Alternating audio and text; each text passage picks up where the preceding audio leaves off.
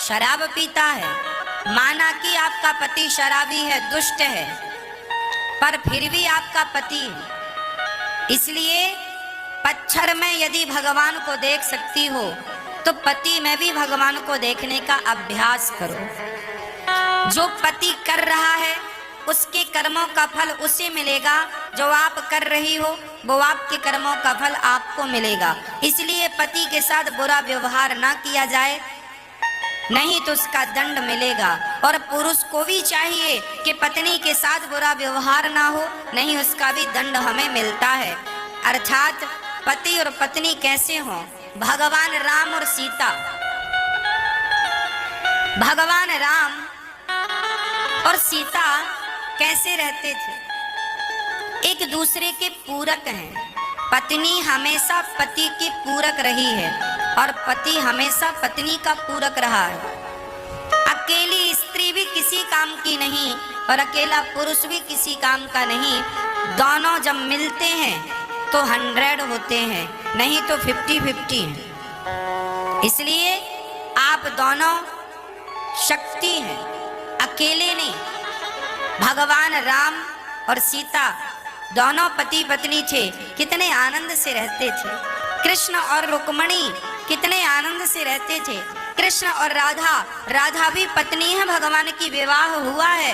राधा के साथ कृष्ण कितने आनंद से रहते, आज भी मंदिरों में राधा के साथ ही खड़े हैं। जब भगवान अपनी गृहस्थी बड़े आनंद से चलाते हैं तो भगवान हम लोगों को यही तो संकेत देते हैं, तुम भी गृहस्थ में रहो, पर गृहस्थी तरीके से चलाओ। पति कोई गलती करे तो पत्नी उसे समझाए, उसे कहे बात सही है, पर झगड़ा ऐसा ना हो कि आपके रिश्तों में खटास आ जाए। पत्नी गलती करे तो पति समझाए, इतना झगड़ा ना करो कि रिश्तों में खटास आ जाए। पति कुछ कहे तो पत्नी को चुप रहना चाहिए और पत्नी कुछ कहे तो पति को सह लेना चाहिए। गृहस्थी की गाड़ी समझदारी से चलती है। कई बार पत्नियों को बुरा लग जाता है, पति ने डांट दिया, पत्नियां मुंह फुलाए बैठी हैं। बहुत ज्यादा डांट दिया तो झोला उठा के ससुर मायके। चूहे की दौड़ बिल तक, चूहा भागेगा तो कहां जाएगा? बिल में। स्त्री भागेगी कहां जाएगी? मायके। समाधान नहीं है इससे। पति जब गाली दे, पति जब डांटे तो क्या करना चाहिए? आप उसकी अर्धांगिनी हैं, स्त्री हैं आप दुर्गा हैं, आप क्षमा की मूर्ति हैं, आप माँ हैं। आपके अंदर ममता होनी चाहिए, करुणा होनी चाहिए। पति डांट रहा है, गाली दे रहा है, आपकी माँ को गाली, आपके पिता को गाली, कोई बात नहीं। आपका स्वभाव, जैसा थोड़ी देर पहले मैंने कहा कि लोहा पत्थर धूप में गर्म हो जाता है पर हीरा धूप में ठंडा रहता है। तात्पर्य यह हुआ, पति की इतनी गालियां खाने पर भी आपका स्वभाव शीतल ही रहे, ठंडा ही रहे। इस स्वभाव से तो गृहस्थी चलेगी। और आप भी गर्म हो गई तो वह रिश्ते टूट जाते हैं। एक पत्नी बोली, गुरुजी हमारा पति बहुत गाली देता है। हमने कहा, आपका पति आपसे प्यार करता है कि नहीं? हाँ हाँ महाराज जी, प्यार भी करता है। हमने कहा, जब प्यार आपसे करता है तो डांटेगा भी आपको। अब प्यार आपसे करे और डांटे पड़ोसन को, ऐसा तो हो नहीं सकता। जब आपसे प्यार करता है तो डांटेगा भी आपको। इसलिए छोटी छोटी बातों को छोटी ही रहने दो, उन्हें बड़ा करने की जरूरत नहीं है। इसमें आप समझदार नहीं कहलाएंगे। पति पत्नी का विवाद सुबह हो तो शाम तक सदा के लिए खत्म हो जाए, ये विवाद तो ठीक है। पर अब विवाद चल रहा है महीनों से, सालों से। ये विवाद हानिकारक है। खासकर मैं स्त्रियों से कहूं, पति पत्नी में झगड़ा हो तो मायके जाने की गलती कभी ना करना।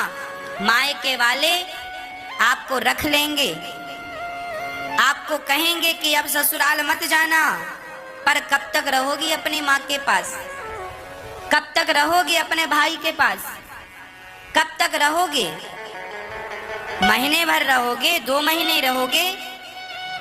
स्त्री का कल्याण ससुराल में है। स्त्री को समझदारी का परिचय देना है और पुरुष को बहुत समझदारी का। खासकर ये जो आज बच्चे शादी कर लेते हैं, शादी के बाद हम देखते हैं तलाक हो जाता है। क्यों होता है? केवल समझदारी की कमी से। आप थोड़ा सा समझदारी का परिचय देंगे, दोनों में थोड़ी थोड़ी समझदारी होगी, गंभीरता होगी। एक बार एक संत से एक आदमी ने कहा, महाराज मैं शादी करूं कि ना करूं? आपने की है, आपका अनुभव क्या है? तब बड़े महात्मा ने कहा, बेटा शादी करना अच्छी बात है, पर शादी तब करना चाहिए जब आपके अंदर सहनशीलता आ जाए। यदि सहनशीलता है तो शादी कर लेना, और सहनशीलता नहीं है तो शादी बिल्कुल ना करना। शादी के बाद सहन करना पड़ता है, पत्नी की भी सहन करना पड़ता है, पति की भी सहन करना पड़ता है, परिवार की भी सहना पड़ता है। शादी कर लोगे, पति पत्नी आप हो, कल भाई ताना मारेगा, कमाता कुछ नहीं है, खाता रहता। जेठानी ताना मारेगी, देवरानी ताना मारेगी, कुछ कमाता धमाता नहीं है, खाती रहती है, टुकड़ों पे पलते रहते हो। कोई भी कुछ भी कह सकता है। इन सारी बातों को सहन करना चाहिए, और सहन करते हुए अपनी गृहस्थी बड़े आनंद से चलाना चाहिए। और मैं आपको एक निवेदन और कर दूं। आज मैं देखता हूं भाई भाई, छोटा भाई कमाता है, बड़ा भाई खाता है, या बड़ा भाई कमाता है, छोटा भाई खाता है। जो आदमी कमाता है ना, बड़ा भाई कमाता है, तो बड़े भाई की पत्नी छोटे भाई को ताना तो मारेगी, देवर को, है मेरा देवर पड़ा पड़ा खाता, कुछ कमाता तो है नहीं। इसलिए मैं कहता हूं, आपको किसी के टुकड़ों पे पलने की जरूरत नहीं है। आपकी भौजाई आपको ताना मार रही है, आपका भाई आपको ताना मार रहा है, ठीक मार रहा है। क्यों नहीं कमा कर खा रहे हो? क्यों तुम दूसरों के टुकड़े पे पल रहे हो? अरे दूसरों की हलवा पूड़ी और खुद की कमाई की बासी रोटी खाकर नमक के साथ रहो, पर अपनी कमाई का खाओ। दूसरों की कमाई के 56 भोग भी खाने नहीं चाहिए। बड़ा भाई कमाता है, छोटा भाई पड़ा पड़ा खाता है, स्वाभाविक कहेगा ठीक कहता है। बड़ी भौजाई कहती है ठीक कहती है, तुम कमा कर क्यों नहीं खा रहे हो? और बाद में रोते हो, हमारी भाभी ने ये कहा वो कहा। अरे भाई ठीक कहा, क्यों पड़े हो?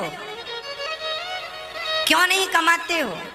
इसलिए शादी करने के पहले भी आप ये निर्णय कर लीजिए कि आपकी पत्नी को आप क्या खिला पाएंगे अपनी कमाई से, क्या उसे कपड़े पहना पाएंगे अपनी कमाई से, क्या अपने बच्चों को अच्छे स्कूल में शिक्षा दे पाएंगे। यदि इतनी व्यवस्था है, आपके अंदर कुछ करने की ताकत है, तो विवाह करो। दूसरों के भरोसे में पत्नियां ना लाया करो।